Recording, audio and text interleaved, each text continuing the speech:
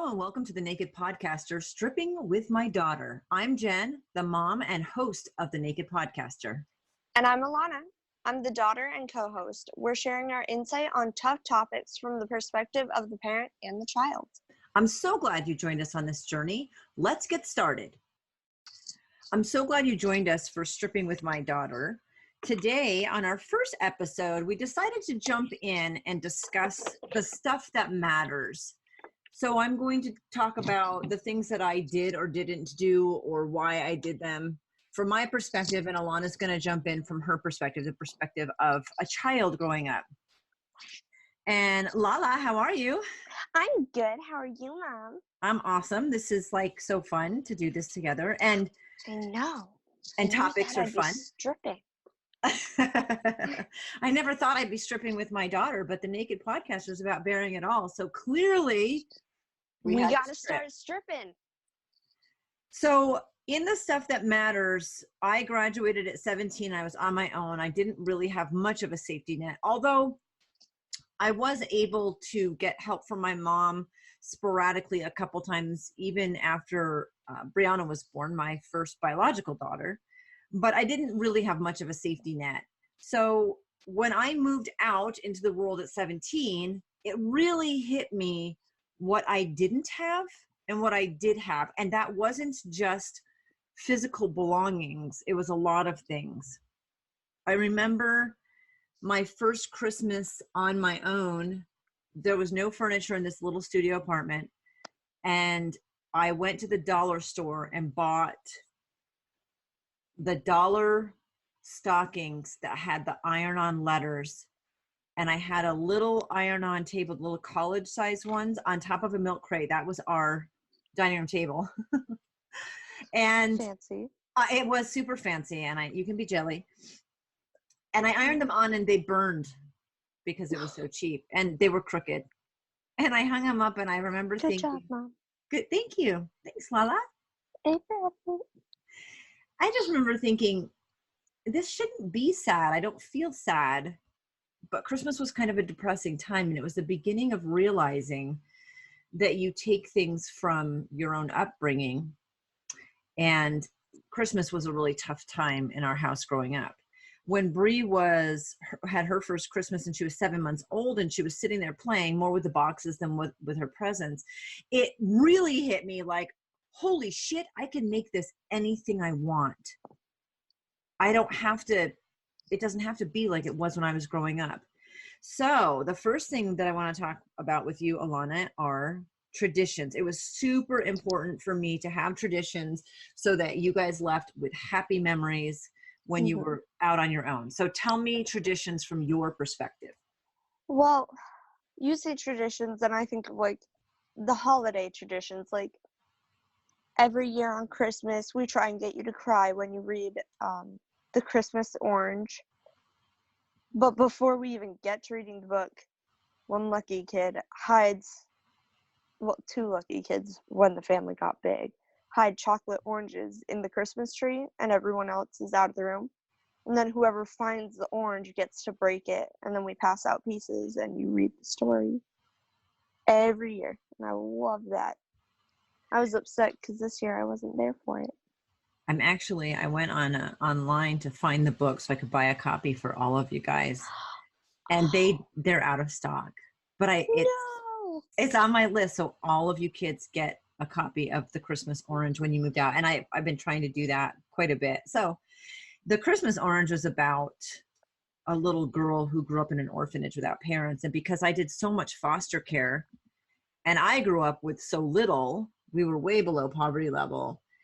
And I felt like you guys were really blessed. I wanted you to have a very good perspective that life was different in other places and how blessed we really were. Even as a single mom struggling financially, I wanted you guys to get that. Like, it could have been a lot different for you, especially because we did so much foster care and adopting, right?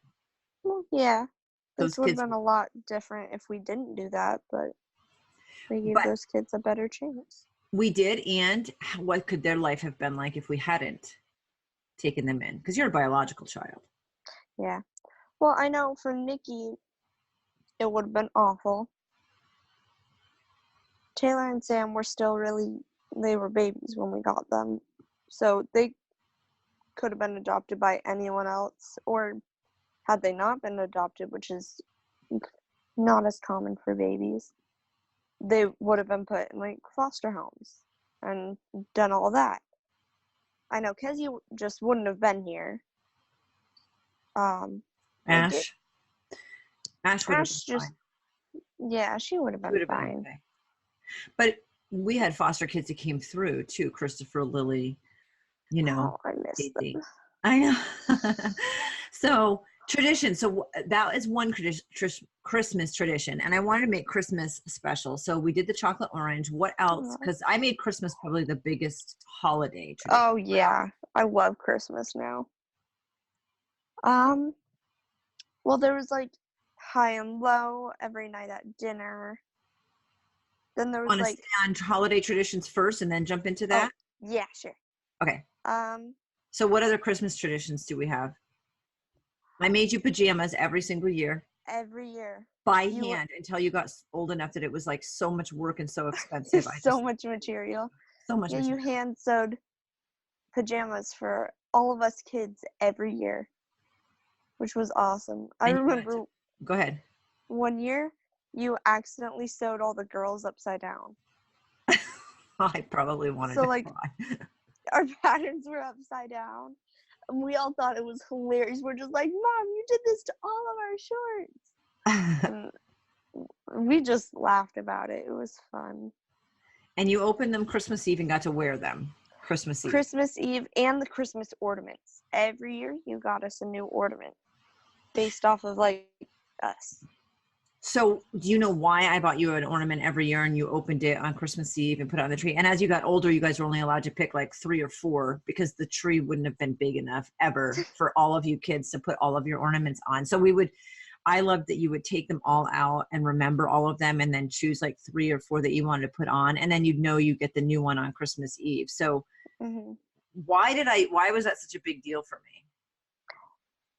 me? Because I always thought it was so that when we moved out and our first Christmas by ourselves, we put up a tree and we'd have something to decorate it with. Yep. And like I thought it was normal for people to get in like little stuff. And then when I moved out, my first Christmas out of the house, when we went to set up a Christmas tree in my room, it was just like, no, I don't want a Christmas tree. They're stupid and I have nothing to put on it and I don't want to spend money. And I was just like, I have a bunch of ornaments from like my childhood and growing up and every Christmas. But I wanted you guys to be able to move out and start your own Christmas tree with all of the good memories you had from growing up. So it was super important to me that Christmas was a happy time, not a depressing time. And it wasn't about getting a lot of stuff. It was about the spending time with the people that mean a lot. Right. And the emotion behind it. So then those are the biggest ones. And so we never did like a lot of families do open a present on Christmas Eve. And we didn't because you guys got the pajamas and the ornament and we did the Christmas orange and that was our Christmas Eve. It has nothing to do with food or like a high monetary value, but it was about the memories. And then there's Easter and Valentine's Day. Yeah, you always got us stuff. You guys had little baskets. And I liked that to be about art supplies and stuff like that. Stuff that you needed. Because I was never big in candy. So jump in and talk about, those are kind of like the holiday traditions. And the word tradition, it's just something that you do on a regular basis that you're instilling in your kids. So you brought up high-low. So tell us about high-low. So high-low is you say the high point of the day and the low point of the day. And we would do it every night at dinner. And you'd just be like, all right, time for high-low. And then you'd either pick or someone would volunteer to say their high-low. They're like the best thing that happened today and the worst thing. And the more we did it, like the more nights in a row we remembered it. Like, because sometimes we'd forget, but that's human nature. You would, like, we would all have more highs than lows. That was a big deal. I remember we had an issue at one Yeah. point with the low talking about negative things in the day. And Mhm. it really quickly became a focus. Like, let's talk about all the shitty stuff that happened today. And I just really didn't like that. And so I remember having to limit it to one low, like the But biggest as thing, many highs. and then as many highs as you wanted. And I was really big. I've always been really big. I might not say it specifically, but I'm being grateful, showing gratitude. And high low was kind of a way at dinner time. It did a couple things. It put us all in the mindset of gratitude because it's good to talk about something that wasn't good about your day. And I have to say, I learned more about you guys in this little exercise, and it took a while because it was a big family, but I got to hear Mhm. something about, like, I got to hear something about your day that wasn't that great. And then I got to hear about a lot of good things about your day. And it helped me as a mom kind of keep my finger on the pulse of what was going on with you guys. And on that one low, I have to say, I learned a lot about where you were at and what was going on at school and in your lives. Now, it doesn't mean there wasn't a whole bunch of stuff going on that I didn't know about, but especially when you were little and real Mhm. honest, you know. Yeah. Do you remember Gabby, when she was in kindergarten doing a low that we all stopped? We were at the table and she said, my low today is that I don't have any friends. And she was a I real shy. do remember that. And I said, why don't you have any friends? And she said, because I don't have fancy hair. And she was crying. And I'm like, what's fancy hair? And it was like a lot of the Hispanic kids come with their hair really done up. And I'm not trying to stereotype here, but it's very important. They have all these Mhm. French braids and stuff. And she was sitting at a table with all kids that were Hispanic that didn't speak English because Gabby was so far ahead academically. The teacher placed her with them, her with them for until like third grade because Mhm. she was helping them learn English. And they were not nice to her. She wasn't really, I'm sure appreciated her, but they weren't nice to her because she didn't have fancy hair. And it made me cry.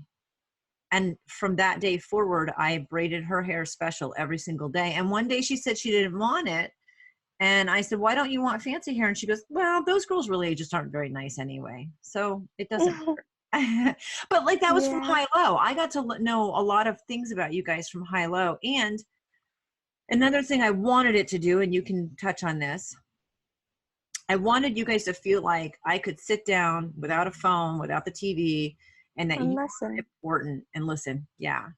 And as you got Mm. older, I was like, you need to put down the phone and give me 30 minutes. Yeah. You jerk kids. No phones at the table. We all hide it under. Yeah, I know. But I was pretty strict about a no technology at the table. I really Yeah. wanted dinner to be a time when we could focus on each other. Be with family. So we did high low, and then we changed it. Sometimes I did, When we got older, we and switched. go ahead. We switched to those little cards in the jar. Conversation starters. Yeah. We switched to those instead of high low when we all started getting to high school, getting older, because we were all just like, high low. My day sucked. My day Well, kind of didn't suck. Like, we didn't open up as much during high low. So we started right. conversation starters. And I still have those. I mean, high low you can do. You don't need anything to do it. You just Nope. talk about your day. Okay. So when we talked before, you brought up a couple things. Let's talk about discipline real quick, though. Oh, yeah. You weren't super strict, and your forms of discipline were more just like, well, now you're gonna go sit in your room and think about what you did without the siblings in there. I only remember like one time when I was like really little, you spanked me, I but remember you coming up to me and telling me this story. You were like, you spanked me once. I'm like, when did I spank you? Because I really wasn't a big spanker. no, you weren't. Um, I was wearing a new white dress, and I wanted some grape juice. Grape And juice. Oh, yeah. you said I could have some after I changed out of my dress because you didn't want me to spill it on my brand new white dress. And so, me being so graceful as we all know I am, I decided I didn't need to change out of my dress to get some grape juice because I would never spill it. And then I spilled it all over my brand new white dress. And, well, I couldn't hide it, so I had to tell you. And I got spanked because I didn't. Yep. I remember Good when you times. told me that story, like I remember getting spanked. I was like, oh, la la, what? Why did I get that mad? And you told me, I'm like, yep. I'm like, I don't think you were traumatized from that. I feel pretty. Oh, no. Okay. I wanted discipline to be where there was a consequence that kind of met it. I know a big thing for me with a huge family was when we went places in public, you guys knew how to act appropriately, show respect, Hmm. you know. And it's okay to talk and stuff, but being super loud or super obnoxious or throwing fits or just was not acceptable to me. And so we would sit in the van, the creepy 15-passenger van, that I had to drive because it was such a big family. And what would I tell you before we all went into a place like to eat dinner or something? You would say that if anyone acts up or like causes a scene, they wouldn't get their dinner and could eat at home and would sit in the car with a parent. Correct. And Like none you of us ever put butter wanted to do jelly at that. home. What? So do you remember when that did happen? Because it did happen once, but not all of you guys remember. I know it was one of the boys. Yeah. So Taylor I acted knew up it in a was Taylor. restaurant. I got my food to go. I went into the car with Taylor and sat in the car. When we got home, he had peanut butter and jelly. I just removed him completely. And I think it's Olivia, because you guys were pretty little and you were all really Right. close in age, said like, when I said something was going to happen or not, it absolutely was going to happen or not. I basically, if Oh, I yeah. said it, that was it. And nobody disbelieved me, but you'd never seen it in action either. And so I remember her saying, yep, you picked him up, brought him outside kicking and screaming into the car. And I knew I was never going to act up in public because I always did what I said. I was never going to act up too. I remember it was a boy. I guess it was either Taylor or Sam, but Sam would have been, like, I would have remembered. But Yeah. no, I I like the remember. consequences to kind of fit, but I think I've been pretty laid back, and I want you guys to Yeah. understand that I shouldn't have to do a lot of discipline. Once you get school age, I'm not doing a lot of discipline because most of the time the discipline is going to happen on the school level. And your grandpa Bills used to tell your dad, like, you better figure it out at school. Because if it comes home, then you're just getting kicked twice. Yeah. And I kind of remember hearing that and thinking, yeah, when kids get in trouble for something and have a consequence at school, I like being aware of it and knowing about it, being alerted about it, but I don't need to kick them twice. They already are getting consequences. There were times when that spilled over and you needed to get consequences at home, but for the most part, I also think a lot of times there are natural consequences. So like if you're not doing your homework and you lie about it, it's going to bite you in the ass at some point because your grades are. Yeah. So let's talk about, you brought up a couple other things. Do you remember? There's tradition. Wow, words. Traditions, discipline. I have a What about, terrible memory. you brought up something. I'm going to send you a chat too. Oh, I don't know You how to brought do up some that. really good stuff. You should have taken notes. I should have. That's okay.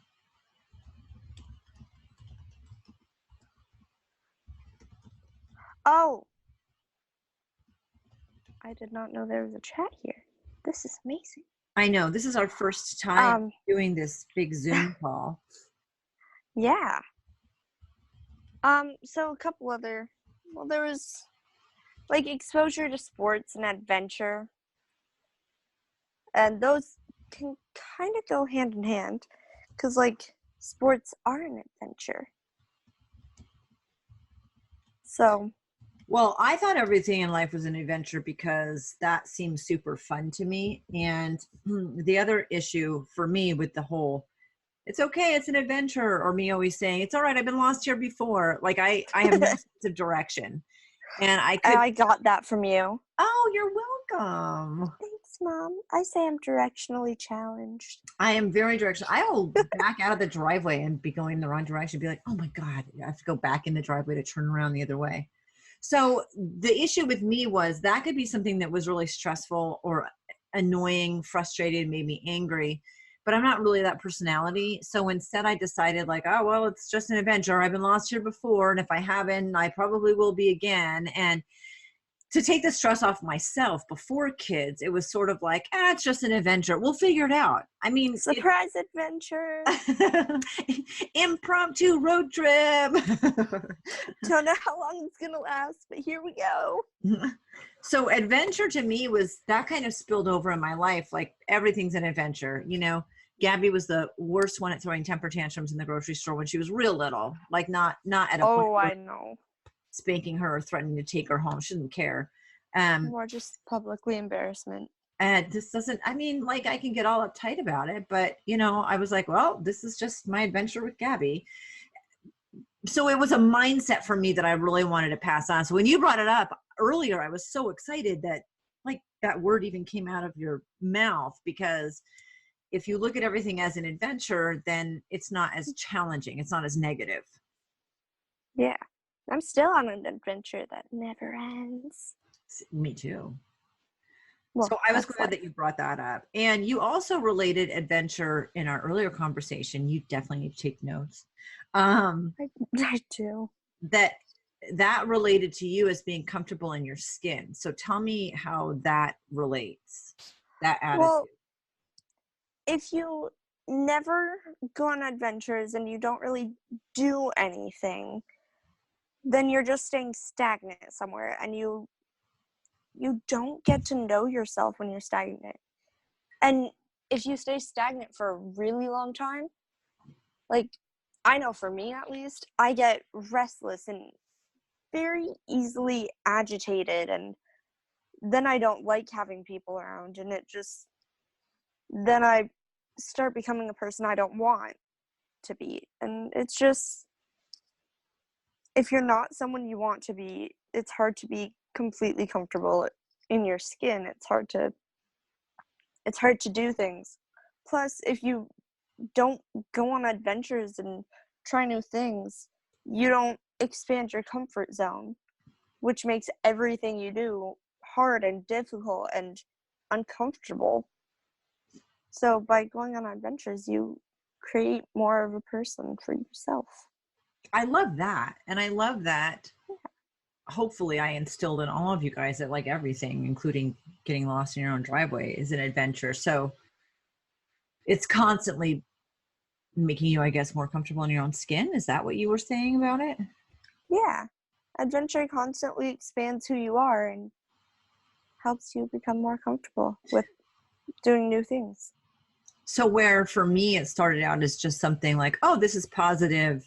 It's a positive mindset about something that could be negative to me. It took on a whole new life with you, which is so cool. Okay. So I was a single mom for a while, and I have no judgment about trailer parks or apartment complexes. I couldn't care less. I think I was raised so below poverty, though. It wasn't, I think wherever you live, that's your home. You make it your home. And so I don't have any judgment. So that's a direct contradiction to me wanting to make sure that you guys always grew up, we were living in a house. And I think that was my own baggage coming from poverty. It's not where you live, it's the stigma of other people about where you live. I didn't want you guys to go to school and be like, oh, you live in the trailer park, and get negative feedback from peers about where you lived. Even though I don't believe that that should be true, it was important for me that you guys didn't feel the way I felt growing up. Right. That whole below poverty. So this is a place where some of my baggage, but how did you, as far as growing up, we were always in a house. I always rented a house, and it was really hard financially. Did you guys have stigma? No. I mean, we didn't always live in the best neighborhoods, but like, and you know, sometimes the neighborhoods weren't always the best, but it was a house. I always assumed we were in a house because there was nothing smaller that would fit us all. That's probably true. That could be true. Realistically, yeah. But like, I had friends growing up who lived in the trailer parks, and I would go over to their house and be like, this is so cool. You can just pack up and leave at any point. And I just thought it was super cool that there was so many different places that you could live. But like, being in a house, I never thought of it growing up. It's just so funny. It's where we lived. Because that's totally my baggage.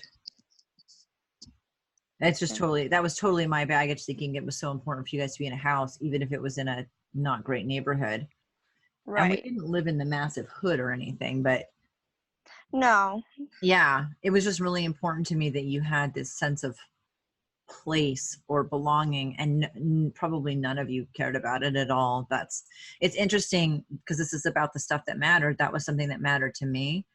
You guys had no idea. Nope. It's just where we lived. So what about exposure to sports? And that, I guess that you said that kind of goes with adventure and being comfy in your skin. Well, yeah. So how did you feel about that growing up? Because I know it was important for me. Oh, I love it. I love like running and riding bikes and rock climbing and just going for walks around the neighborhood to help explore it and figure out my way around it. Like, just enjoying nature. Like, I can't run right now, but like I'll still go on mini adventures. Like, there's a bunch of parks that are near me, and I'll go and explore them and take pictures as I go. Plus, then if I get lost, I can just look at the pictures, see where I've been. But like, just like swimming, I would do that with you a lot. And like, you just would always be like, all right, guys, I'm going for a run at this time. If you're coming, be ready. And then we would all just go for a run. I loved it when you guys rode your bikes. And because I'm directionally challenged, I also had no issue. You guys rode the bus to school, and so you would know the neighborhoods based on the bus route. And I loved it when you guys were on your bike and you're like, let's go this way because this is how our bus goes. And I had like no fear at all. We were going to get lost, or it was going to be a problem, or, you know, we never lived in such a bad area of town that I was worried about that part either. Right. But I loved how involved you guys got at like mapping out routes for me as far as that goes. And then I have never skied in my life. I've been to oh my gosh. I will teach you. This is so crazy, right? So I grew up in Vermont, well, at high school in Vermont, and then lived 10 years in Alaska. And there was one time in Alaska that Kezia was a baby. She was just a few months old. And I went to the ski resort. I had skis on. I went basically up the lift and down the bunny hill. I did one run. And that is the only time I have skied at all. But I grew up in places we couldn't afford it, and everybody else skied. And so it was something that I wanted you guys to learn. Plus, your dad was a ski instructor. He had been all over Germany and, did some extreme skiing. So it was really important for him. So even though I not one time went to the ski resort with you guys growing up, for probably 10 to 12 years, I paid half of everyone's ski pass. Dad and I split. Remember, we'd show up, we'd stand in the line, and Dad and I would split the cost of the ski passes. So all of you guys learned how. So it was really important to me that you were exposed to different things and you tried different things, because you don't know if you like them or not unless you try them. And it's not like every kid tried every sport, No, but no. it was really important to me for you guys. And again, that was my baggage. I was never in any sport ever growing up, ever. The only thing I ever did in my entire, all the way through graduating high school, was I did track in 7th and 8th grade, probably because I was like all legs and looked like a baby deer and just gangly. But I felt so left out of that world. And still, I'll go to a basketball game or football game and I love watching, but I don't understand all the rules, Oh, so I wanted you guys yeah. to know what you liked and if you liked it and understand it. So that was super important to me. That mattered to Mhm. me. And you're glad. Yeah. Well, now, like, I have good running habits and I know good form. I love to go on bike rides. Like, I learned all these things from you. So, yeah. I had a side note too, because I grew up in a very unhealthy environment, food wise and emotion wise and weight wise and stuff like that with my mom. And I wanted you to learn, there are certain things I wanted you guys to leave the house with. And this will segue into Like, other stuff. like, Right? like learning tools, Yeah, cleaning, tools, cooking, cooking. cleaning. I wanted you to know as much about yourself and be as comfortable with yourself as you could. So I wanted you to do it growing up because it's fun and you learn and you don't feel left out and you find what you like. But also Mhm. it's part of learning how to be healthy as an adult. If any of you Right. guys are unhealthy, it's not because you didn't learn it, it's because you're making choices. And I wanted that. So go into tools. You mentioned tools first. Well, yeah, like learning tools. So, there's not a lot that I do where you didn't teach me to some point how to do it. Like, you taught me how to hand sew to a point. So, like, if a button pops off, it's not a big deal. I can sew it back on. But most of my friends, like here at school, if one of their button pops off their uniforms, they're out of regulations. Most of them don't know how to sew it back on, so they have to take it to like the dry cleaners or the alterations place and have them sew it on for like $2, I think. And I just buy a sewing kit. And then there's other stuff like ironing my clothes. I've learned not everyone knows how to iron their clothes. And like there's just so many things like that that you taught us. Like the best way to organize stuff so everything fits and So like it's helped you. You don't even yeah, realize that it helps until you're out of the doing house. it. Right. Yeah. I remember when Bree first moved out in college, she called me and she said, she moved in with 3 other girls into this, Oh apartment, yeah. right? And they told her that the dryer didn't work. And she looked at the dryer and she immediately checked the vent. And it was so packed full, she had to call the maintenance To get so it. the guy could come up and help vacuum it out and get it out. And so she called me and she's like, not only do they not know that there's a vent on the dryer and that you need to empty it so that the clothes will dry, but it could start a dryer, it could start a fire. And I wanted you guys to learn all of that stuff, because when you get out on your own, you may be a slob, but it's not because you didn't learn how. Again, it's because you're making choices. But I wanted you to Right. know those things, understand those things. And again, I was a kid that grew up with nothing. And so if like to fix the cable, I had to learn how to do it. If I didn't know Mhm. how to fix the cable, there was nobody coming to show up for a $35 charge to fix it. Or the toilet was running or the water was overflowing. I mean, I remember one time the washer, the the water on the washing machine like just blew, and while I'm there trying to turn off the nozzle on the inside, which was like rusted open, you ran outside and shut the water main off because you knew how to do it. Yeah. But how I odd think that is. I think all of that's common sense because like I grew up getting taught all of this. But then I like go out and move to a house and they're just like, there's this leak and we can't stop it because the water won't stop. And I'm just like, turn off the water main. Right. So just turn off water. that was something good from growing up in poverty, is that I had to learn how to do all these things or stuff just wouldn't happen. And so that was something I was actually really proud of being able to do. Like, Mom, the door's not shutting. So I know that sometimes that means it needs to be sanded down a little. And sometimes you just need to put a bar of soap over it a couple times so it's more smooth. You learn those. I learned those things, and I want to pass them on to you because it's so much easier to just know how to do things than have to call somebody and feel helpless all the time. I was so thankful that I wasn't helpless. I wanted to pass that on to you guys. And if Oh you don't yeah. clean your bathroom, it's because you're a slob and the bathroom doesn't matter. You know how to clean the damn bathroom. So that was one Yeah. thing, and learning the tools. And so when Dad and I were married, something that I wanted to implement was, when you turn 12, you got a toolbox, a main kit, and then every Yes. year you add it. Now, when we divorced, he took that over, Hmm. which was great because I think he understood the value. One thing when I moved out of the house is I may not know how to use a hammer, but I didn't own a tool. So I wanted you guys to leave with a full tool set, knowing how to cook and clean, knowing how to eat healthy, knowing that being outside and in the sunshine and laughing a lot in the adventure, like all those things are important, and that you had a toolbox and you knew how to use everything in it. And so Yeah. I think that kind of got a little disjointed as time went on. I don't know how much Dad kept up on it, but you guys, my goal was that you all left with a toolbox. So yeah, not only did you know how, but you had the tools to be able to do those things.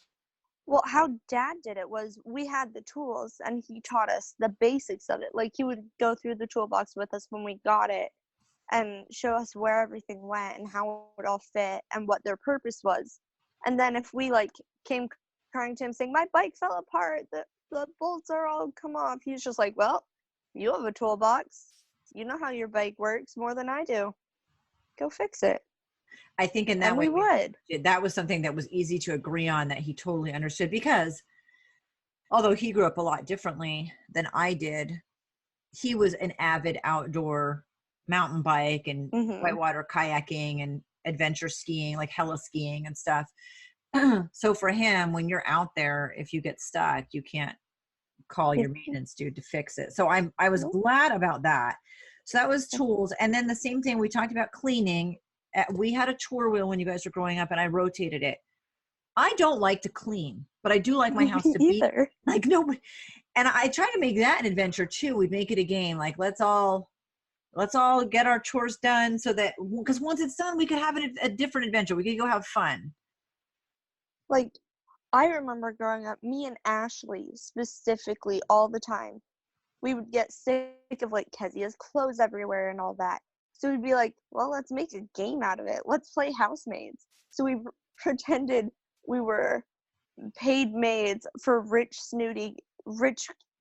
girls, like snooty little rich girls. And we had to clean their stuff and we would just have a blast. We'd put on some music, pretend we were these housemaids getting paid to clean, and we would just put all our crap on their bed and put our stuff away. And like we would just clean the room that way. Ah, my phone fell. But like we just did that and it was fun. And then like there was other cleaning stuff we learned. Like I remember the toilet got clogged one day at Dad's house and nothing was working. So we had to completely remove the toilet. And he was just like, well, you guys all might as well learn while I'm doing this. And so we all learned how to remove a toilet to fix a stupid clog if it won't go all the way. Like if something's actually stuck. And he did the same with like how to properly unclog a sink if you can't get through the top, and like deep cleaning stuff like that. So it wasn't all like just dust this, dust that type of cleaning, but it was like if something's messed up, how do you get in there and deep clean it so it works? Which was awesome because I've learned like no one knows how to drain a sink Right. or unclog a sink. It's just with cleaning, you learned how to do so much. And then you guys also, I know at Dad's house, he was really big on us cooking. And we'd always have to clean up our mess afterwards, naturally.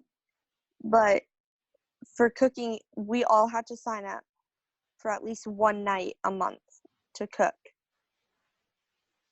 And for you, we would just cook with you. Yeah, I think I was much more, I don't think that I think there's no right or wrong.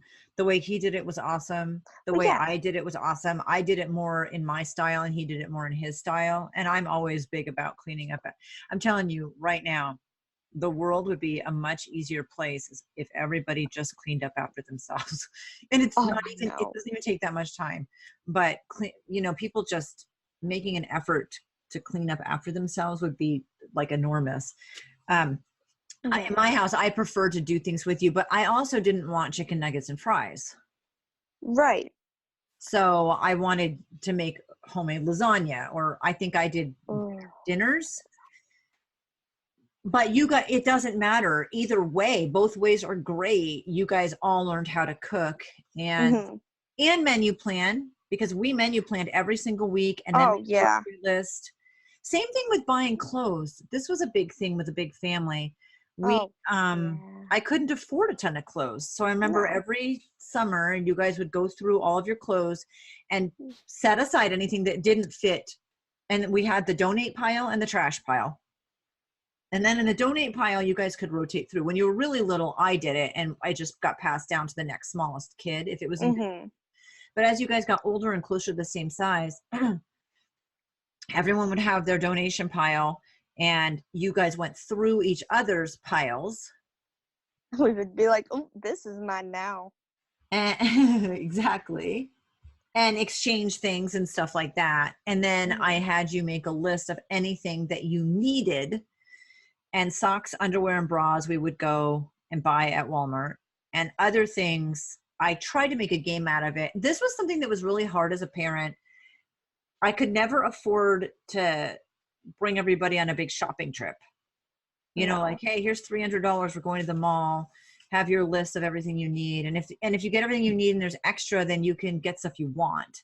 I could never do that. So what we did was we went to a lot of secondhand stores, and you'd have your list, and I wanted to make it fun because it was hard for me. That was my financial Mm-hmm. baggage, but also I personally love secondhand stores. So I had my love of secondhand stores and the fact that I wanted to make it an adventure. So you guys had to find like the highest quality. Like I got a brand new pair with the tags on, Abercrombie jeans for $250. That sort of thing. I wanted to make it a game so that you guys got everything that you needed for clothing for school. But I could afford for you to do that. Right. And I loved it. It was so much fun. Like, there was no set styles you could find there. I still go to them. Like, there's anything. I remember I could never find pants that fit me if we went to like a store, because they just never had something that was that skinny and that long. But at secondhand stores, I would find like 4 pairs and be like, Mom, I found 4 pairs of jeans that fit. And you'd be like, awesome. Narrow it down to 2. And then I'd have to like pick my favorite 2 out of them. And like, I found things that fit more, and you could really go with any style you wanted because they had any style. I I love though loved it. recently, now that you're on your own and you're in the Air Force, whoop whoop, Woot. and you're making more money and you only have yourself to take care of. So you've learned the concept of budgeting and all that stuff, but you went shopping for yourself at a store and bought everything brand new. It wasn't a second. Yeah, I did. I did do that, and I was just like, I shouldn't be spending this much on me. Then I looked at my bank account and was just like, but budget-wise, I can afford to do this. And I felt so bad that I was spending like, I only spent like $150 on clothes, and it was all on sale.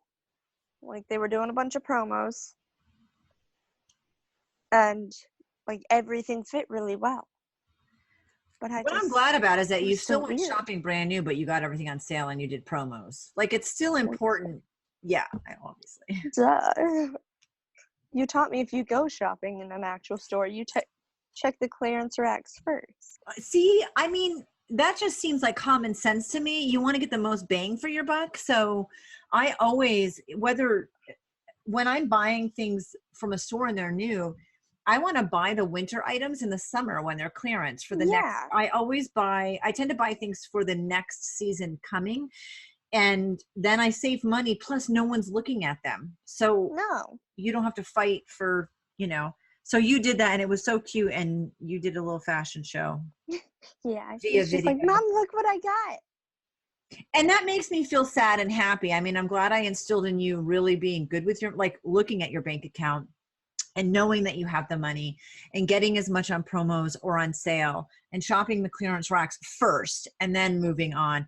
I'm really glad I did that. I instilled that in you. However, I don't ever want you to feel guilty about spending money on yourself on things that you need or that you want, because if you have the ability to do that, then you should not feel guilty. I had a large volume of kids, and I had to make sure everybody had clothes and shoes and underwear and school supplies, and some stuff you can't buy on sale and some stuff you can. So for me, it was really, really important. So the only bad thing about that whole situation is that you have guilt about it, but Well, I'll pass it. that guilt went away. But like after I wore, the clothes the first couple of times. But like I felt bad for spending that much money on myself. Cause like I got this from you. I don't like buying myself stuff. Like I've no problem like if someone is short like $20 on something for some stuff they need, I have no problem helping. But like to buy myself stuff, it was mostly that expensive because I had no summer clothes here that were within regulations. So I had to get new clothes because I know none of my stuff from home fits me as well anymore. So it was like, I know I need this, but like, it was just a lot of money. And I'm so used to having such a tight budget that it was odd to have that much to spend. I get it. And you're right. You are like me. Like we're the givers. Yeah. Yeah. We'll put ourselves on the back burner. That's great, except that it's to a fault and then it's not great anymore. So you and I need to learn to be a little more balanced in that. Okay. Let's wrap it up and talk about, is there anything else? Because what we've discussed is the stuff that matters. I want to end talking a little bit about, I wanted to be the mom that was going to give you consequences, but also was the first person you should call when you're at a party drunk and you need to get out. So I wanted you guys to grow up knowing you could talk to me about anything, and I'm not passing judgment, but there could possibly be a consequence. Not in the moment, but at some point there's going to be a consequence. Mm-hmm. How is that? Because I know you didn't come to me all the time, and there were times that you could have that I can't believe you didn't. Well, I became very much an individual growing up. So I wanted to be able to figure everything out on my own. But I know there were some things that I came to you on because like I just had absolutely no idea what to do, or I wanted you to at least know what was going on. But most of the time I was just like, no one needs to know about this. I can deal with it myself. Because like I never wanted you to worry about me or like be scared of how I turned out. I wanted you to just believe that everything was fine and dandy and I got this whole life thing. So I always kept to myself. So you made it harder on yourself, even though you could have. But did you know you could come to me and it would be like, Oh yeah. I knew I could come to you.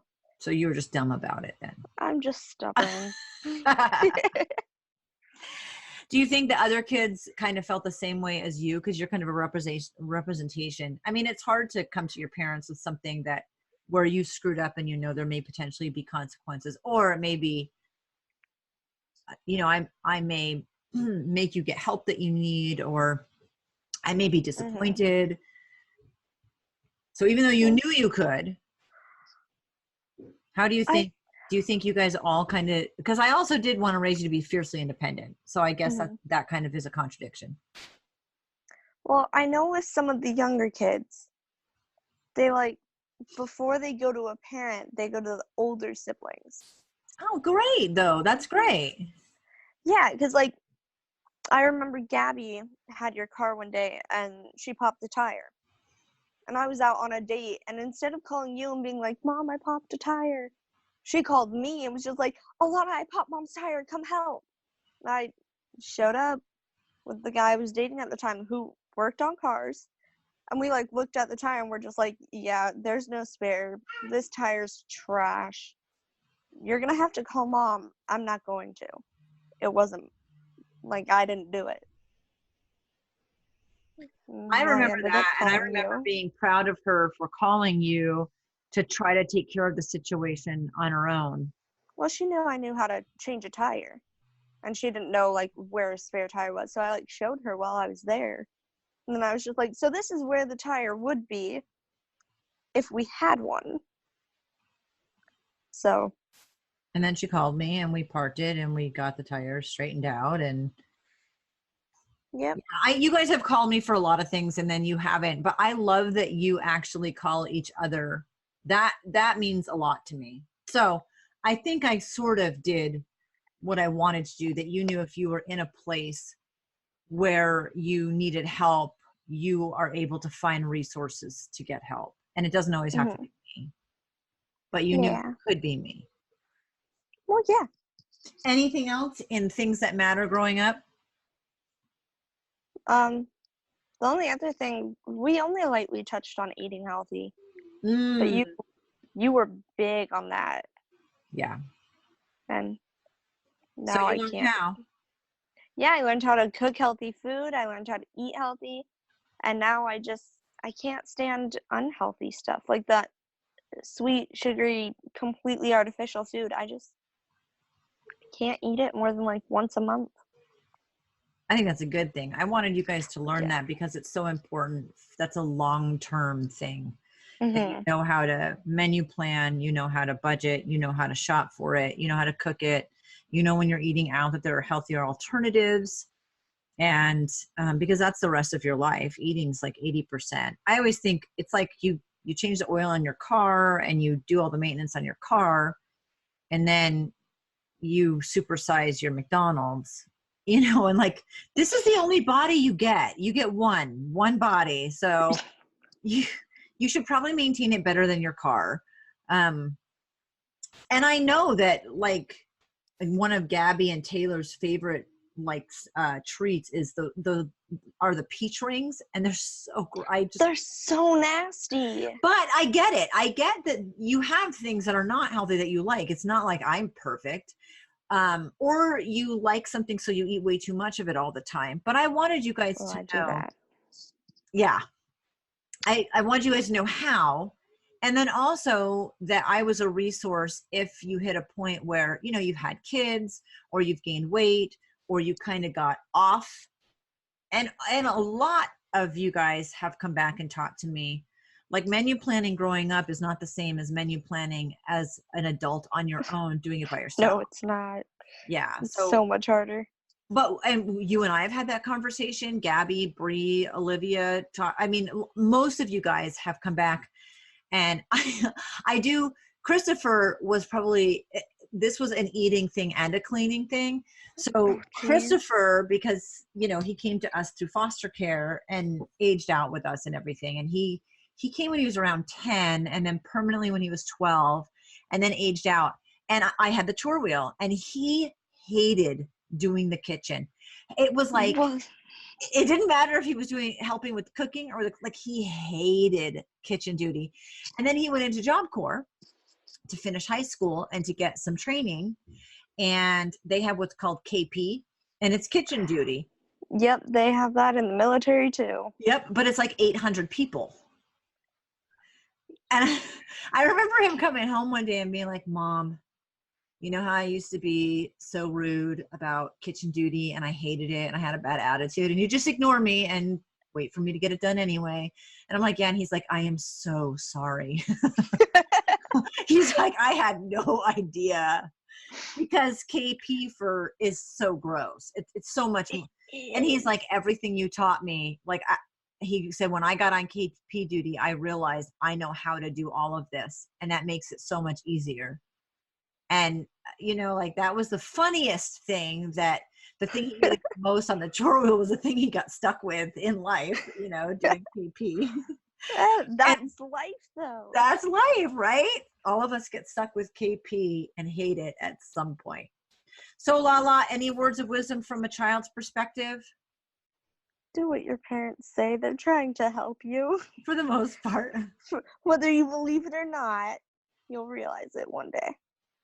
I think as a parent, figure out the things that are really important to you and try to differentiate why. Is it because it's something that's really important that you've learned, or is it the baggage that you carry? And sometimes that's not a bad thing, but we need to determine why we're parenting the way that we are. And on top of that, just like stick to it, because everybody's telling you how to parent, and that everyone's an expert and no one's an expert. And for the kids, if you're an adult kid, we would love to hear feedback on the things your parents taught you that you hated, that once you were an adult, you realized they were actually not stupid assholes. They might have known what they were talking about. Because I love hearing the examples that people have, because we all have them. We've all moved out and been like, oh my God. So thank you, Lala, our first episode. And we are going to get into some pretty nitty-gritty conversations about really serious stuff, from sex to suicide to drugs and alcohol, all of the issues that we have as parents raising our kids. And I'm thankful because Alana's jumping on and discussing those same situations from the although she's an adult, from the kid's perspective growing up in that situation. And I don't say this to most of my guests, but I love you so much. I love you so much too, Mom.